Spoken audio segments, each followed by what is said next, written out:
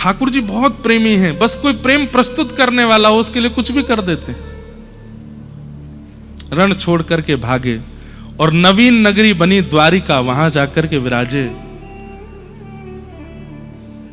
द्वारिका में भी राजा उग्रसेन ही हैं।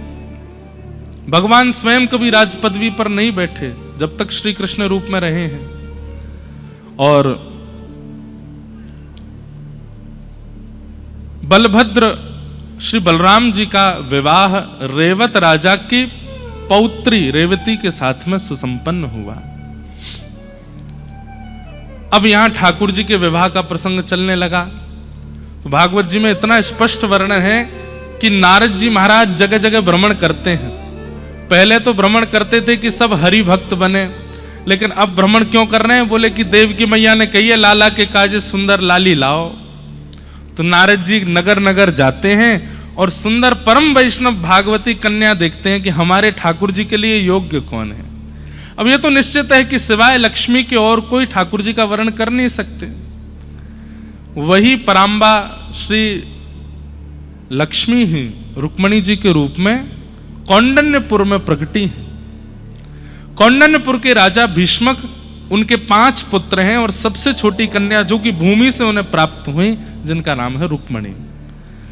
रुक्मणी जी को जैसे ही श्री नारद जी ने देखा, नारद जी देख करके बोले ठाकुर जी के लिए योग्य यही है। एक बात बता दें आपको, नारद जी कौन है? ये सब आचार्य चरण सब नारद जी हैं। और ये ठाकुर जी के लिए योग्य कन्या तो नहीं कहेंगे, पर योग्य भक्तों को ढूंढते हैं। अब इतने सारे भक्त बैठे हैं, इतने सारे वैष्णव बैठे हैं, आचार्य चरण दृष्टि घुमा करके केवल देखते हैं इनमें योग्य कौन है, जिस पर टिक जाए। इनकी दृष्टि टिकने मात्र से आप स्वीकार कर लिए गए हो। अब ठाकुर जी को आप पर अनुग्रह करना पड़ेगा। नारद जी यही तो करते हैं, घूम घूम करके डोल डोल करके बस ढूंढ रहे हैं ठाकुर जी के योग्य कौन है। और तभी कौंडन्यपुर के राजा की पुत्री, जो कि स्वयं लक्ष्मी जी के ही स्वरूप में है, श्री रुक्मणी जी, उनको देख करके नारद जी बड़े प्रसन्न हो गए। बोले ये हैं हमारे लाला के लिए। तो अब एक बड़ी अद्भुत कथा है, थोड़ी सी कह के फिर हम पूज्य महाराज जी का भाव सुनेंगे।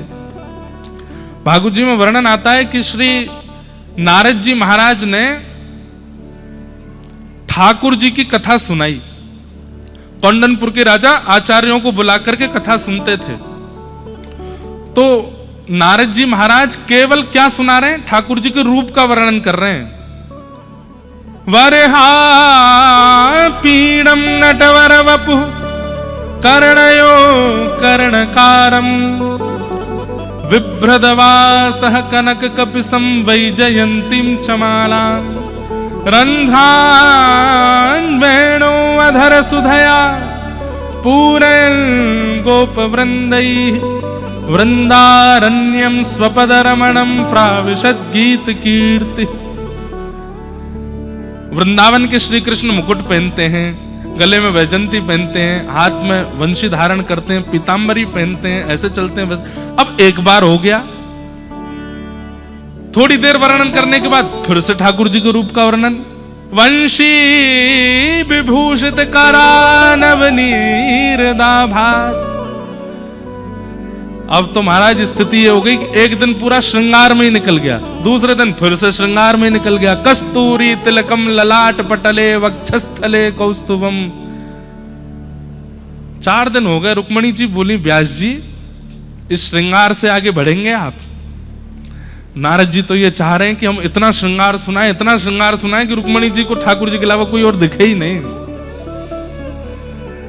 मोर मुकुट ऐसे पहनते हैं, चाल ऐसी चलते हैं, ललित गति विलास बल गुहास प्रणय निरीक्षण कल्पितोर्मान।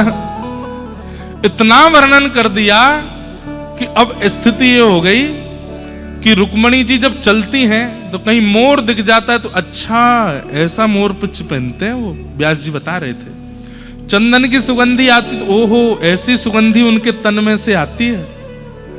जब कभी गौरस देखती हैं, माखन मिश्री या फिर दही देखती हैं, अच्छा ये बहुत प्रिय है, खा के देखते हैं, अच्छा ऐसा स्वाद आता है। अब तो चिंतन करते करते करते करते रुक्मणी जी के चित्त में श्री ठाकुर जी ऐसे बस गए, अब तो स्वप्न में श्री कृष्ण, जहां जाए वहां कृष्ण, जिसको देखें वहां कृष्ण, वहीं जित देखूं उतित श्याममयी। नारद जी बोले अपना काम हो गया, अब दूसरी जगह करना है। बोले कहां? अब द्वारिका में। अब द्वारिका गए, वहां जाके रुक्मणी जी का रूप वर्णन करने लगे ठाकुर जी को। आंखें ऐसी हैं, नासिका ऐसी है, बोलती ऐसी है, चलती ऐसी है। ठाकुर जी बोले आजकल आप कोई उपनिषद मीमांसा वेद आदि पर चर्चा नहीं करते हैं, ये कहां से ये श्रृंगार वर्णन क्यों कर रहे हो? बोले जय जय, आपके योग्य कन्या हैं कौंडनपुर के राजा भीष्मक की पुत्री रुक्मणी। ठाकुर जी बोले ऐसे थोड़ी हम अपने आप मुंह उठा के कहीं भी चले जाएंगे, भाई हैं तो कृष्ण, आएगा वहां से संबंध तो ब्याह कर लेंगे, ऐसे थोड़ी कहीं भी चले जाएंगे। लेकिन यहां पर स्थिति ये हो गई कि इनके भाई रुक्मी ने इनका विवाह शिशुपाल के साथ सुनिश्चित कर दिया। रुक्मणी जी ने मन में विचार किया कि कहीं मेरा ब्याह हो जाए, अब मैं तो मन रूप से कृष्ण को वर्ण कर चुकी हूं, किसी और से विवाह कैसे कर सकती हूं। तब आपने ठाकुर जी को पत्र लिखा और पत्र में ठाकुर जी से कहा कि हे नाथ, आप आकर के मेरा वर्ण कीजिए। श्रुत्वा गुणान भुवन सुंदर्ष बतांते निर्विश्य कर्ण विवरै हरितोंगतापम रूपम दृशाम दृशिमतामखिलार्थलाभम त्वय्यच्युता विशति चेत्रम पत्रपम मे।